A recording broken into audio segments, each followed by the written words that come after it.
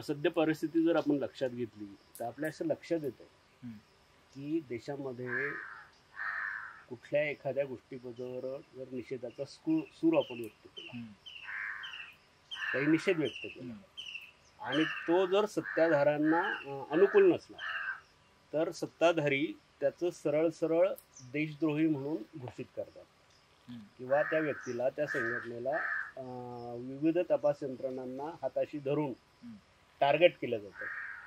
तर संविधानाचा जो मूलभूत ढाचा आहे किंवा मूलभूत अधिकारांचं जे केलेलं आहे, भाषण स्वातंत्र्य, अभिव्यक्ती स्वातंत्र्य, तर याला धक्का बसतोय असं नाही का तुम्हाला वाटत?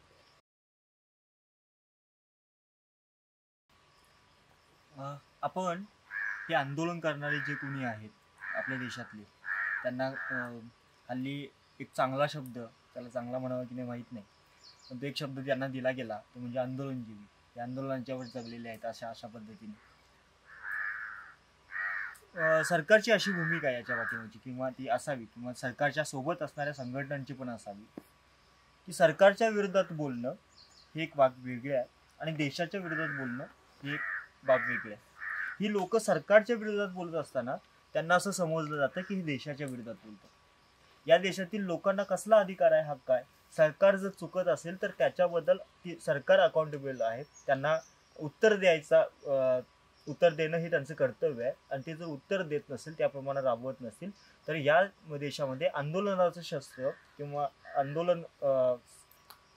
आंदोलन करण्याचा अधिकार आहे, भाषण करण्याचा अधिकार आहे, आपली अभिव्यक्ती ज्या पद्धतीने मांडायची आहे, पण ती मांडत असताना इतर कुणाच्याही कसल्याही प्रकारच्या स्वातंत्र्यावर गदा येणार नाही अशी भूमिका घेऊन ती अभिव्यक्ती आपण मांडू शकतो. पण होते असं की सरकार आणि देश यांना एक समजलं जाते. मी जर आज संविधानाची मूल्य न मांडणाऱ्या सरकार विरोधात काही बोलत असेल तर मला देशाच्या विरोधात बोलतोय असं म्हटलं जातं.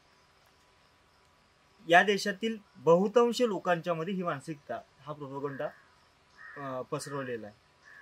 आणि होतंयच, म्हणजे तुम्ही जसं म्हटलात की या देशामध्ये आंदोलन करणाऱ्या, भाषण करणाऱ्या लोकांचं अभिव्यक्तीचं स्वातंत्र्य किंवा त्यांची अभिव्यक्ती कुठेतरी हिरावून घेतली, तर हे होत आलंय.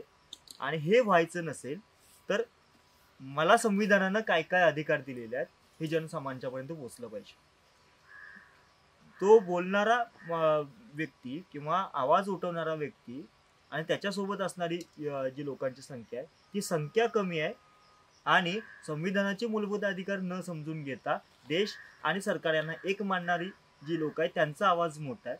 तर आपल्याला या लोकांचा आवाज मोठा करावा लागेल की ज्यांना या देशातील अभिव्यक्ती म्हणजे काय आहे, तुम्हाला तुमचे हक्क म्हणजे काय दिलेले आहेत याची जाणीव होईल.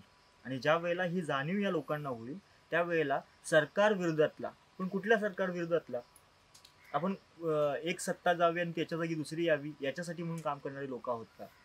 तर आपल्याला आपली भूमिका ही असली पाहिजे की सरकार कुठलंही येवो, पण त्या सरकारनं संविधानाच्या पद्धतीनं ज्या काही संविधानानं गाईडलाईन ठरवून दिलेल्या आहेत त्या पद्धतीनंच कारभार चालवला पाहिजे. आणि त्यांनी त्या पद्धतीनं कारभार चालवणं म्हणजे संविधानाला पुढे घेऊन जाणं आणि आपल्याला अपेक्षित असणारा भारत घडणं. बहुतांश वेळेला असं होतं की मला पण असे प्रश्न विचारले जातात की यांच्या विरोधक तुम्ही आहात, या विचारधारेचे विरोधक तुम्ही आहात म्हणून तुम्ही विरोध करता.